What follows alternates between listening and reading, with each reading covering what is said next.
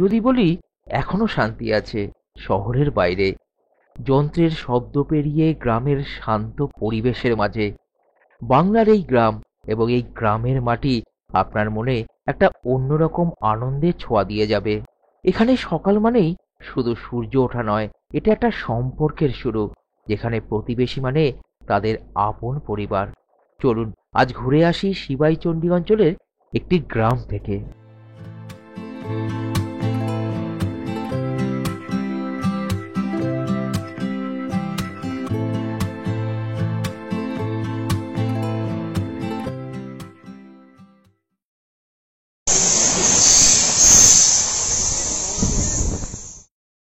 হাওড়ার বালি স্টেশন থেকে যাত্রা শুরু করে বর্ধমান কর্ডলাইনের ট্রেনে করে আমরা পৌঁছে গেলাম সিবাইচণ্ডী স্টেশনে।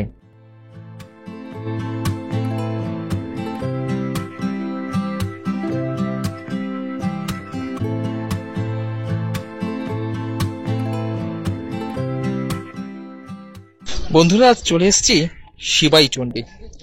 এটা হাওড়া থেকে বর্ধমান কর্ড লাইনে একটা খুব সুন্দর স্টেশন, বেশ নির্ঝুম। এছাড়া এখানকার প্রাকৃতিক সৌন্দর্য অসাধারণ। আরো চারপাশে কি কি আছে সেটা অবশ্যই দেখব। এবারে বলবেন যে সিবাইচণ্ডী নাম।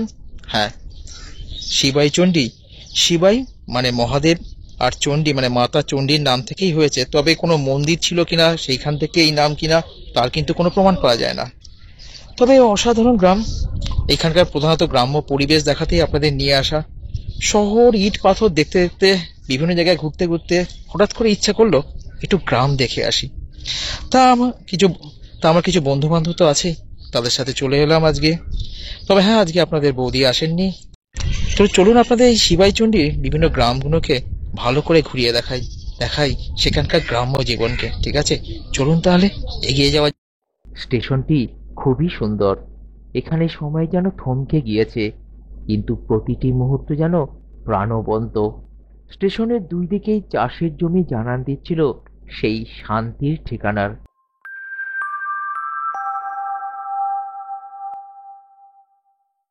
এবার আমরা ঠিক যে দিকটা আপনার ধনেখালি হল্টের দিকে, যে স্টেশনের সেই দিকে আমরা এগিয়ে যাচ্ছি। সেইখান থেকে অটো ধরে একটা সুন্দর গ্রামে যাব, সেখানকার গ্রাম্য পরিবেশ দেখাতে।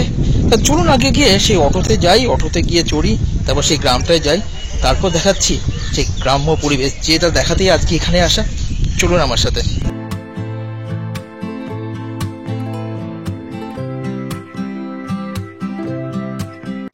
স্টেশন থেকে নেমে যে দিকটা হচ্ছে গিয়ে আপনাদের ওই ধনেখালি হল্ট, সেইখান দিয়ে নেমে আন্ডারপাস দিয়ে আমরা এগিয়ে গিয়ে অটোটা ধরবো। টোটো করে সবাই এগিয়ে চললাম।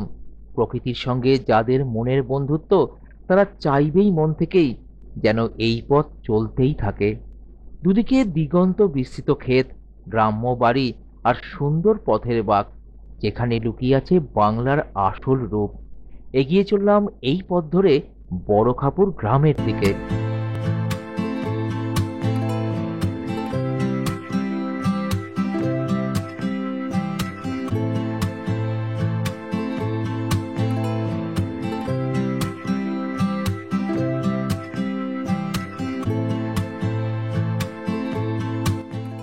মিনিট কুড়ি পরে পৌঁছে গেলাম এই সুন্দর গ্রামটির মাঝে। প্রথম দর্শনেই আমাদের ইট পাথরের মাঝে থাকবার যে ক্লান্তি, তা পুকুরের শীতল জলের ছোঁয়ার সাথেই যেন কোথায় হারিয়ে গেল। পৌঁছে গেছি বড় খাপুরি। বেশ সুন্দর গ্রাম্য পরিবেশ, অসাধারণ লাগছে। এই গরমের মধ্যেও কিন্তু বেশ সুন্দর একটা আবহাওয়া এই বিকালবেলা আছে। অবশ্য সকালে আসলে কি হতো জানি না, তো এই বিকালের দিকে আসাতে বেশ ভালোই লাগছে, অসাধারণ লাগছে। তাই এই কারণে এই গ্রাম্য পরিবেশটাকে ভালো করে তুলে ধরবো আপনাদের কাছে।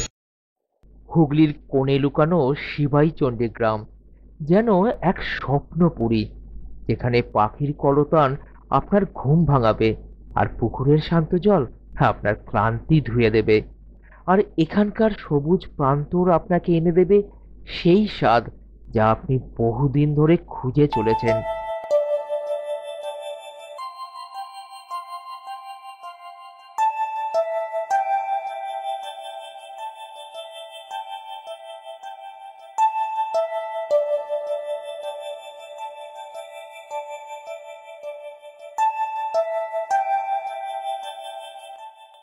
প্রকৃতির মাঝেই মানুষের বসবাস সেই প্রথম থেকেই।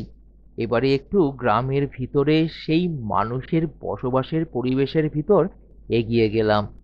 ভগবান এই প্রকৃতিকেই ভালোবাসে, তাই তার বাসস্থানও এই প্রকৃতির মাঝেই দেখতে পেলাম।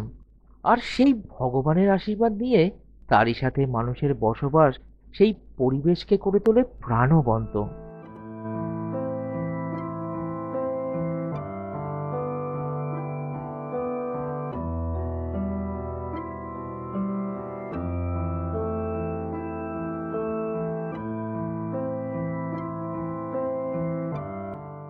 গ্রামে যেমন সবুজের প্রাকৃতিক সৌন্দর্য সাথে গ্রাম্য বাড়ির পরিবেশ ভালো লাগে, ঠিক তেমনি গ্রামের কথা মনে পড়লেই আমাদের মনে প্রথমেই কৃষি জমির কথা মনে পড়ে। এখানে সেই কৃষি জমির সুন্দর পরিবেশের মাঝে এবারে পৌঁছে গেলাম।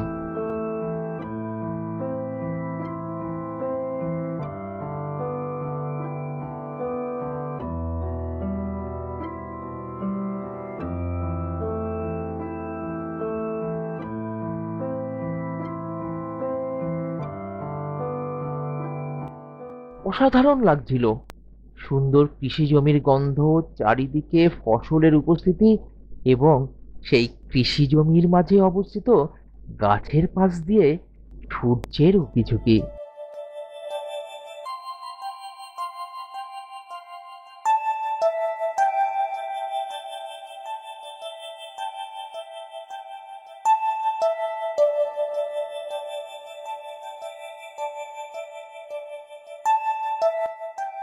এই কৃষি জমির মাঝখানে আছি, অসাধারণ লাগছে, অপূর্ব লাগছে, এটা বলতেই পারি।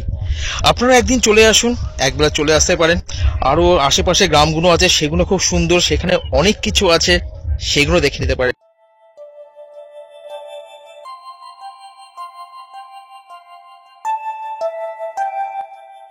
ঘুরে দেখছিলাম এখানকার চাষের জমি। হঠাৎই সেই কৃষি জমির পাশ দিয়ে ছুটে চলল রেলগাড়ি তার দুরন্ত গতিতে। বিকেলের শান্ত পরিবেশ যেন এরই সাথে এগিয়ে চলল।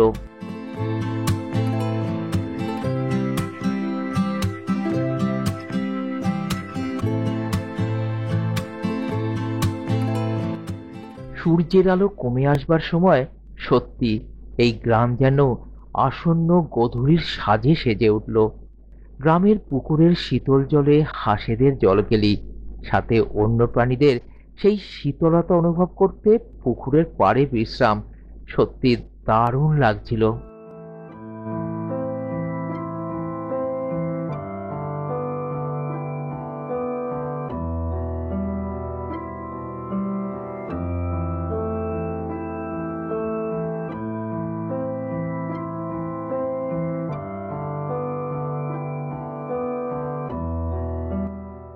গ্রামের স্কুল দেখতে দেখতে এগিয়ে চললাম গ্রামের আরো ভিতরে। কেমন ভাবে এখানে মানুষ বসবাস করে সেটাই দেখতে।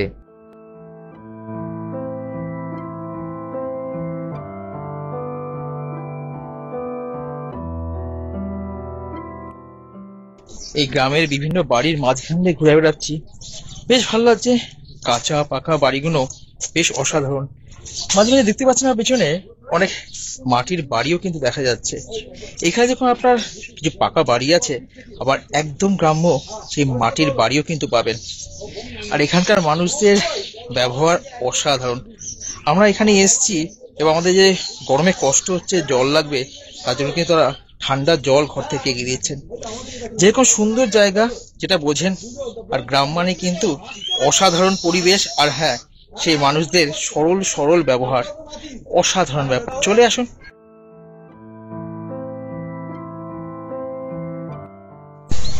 তো বন্ধুরা, কেমন লাগলো? আশা করি ভালো লেগেছে আপনাদের। এরকম ভিডিও দেখার জন্য আমাদের চ্যানেলটিকে সাবস্ক্রাইব করুন এবং সাথে থাকুন, এবং আপনার প্রিয় মানুষদের কাছেও পৌঁছে দিন।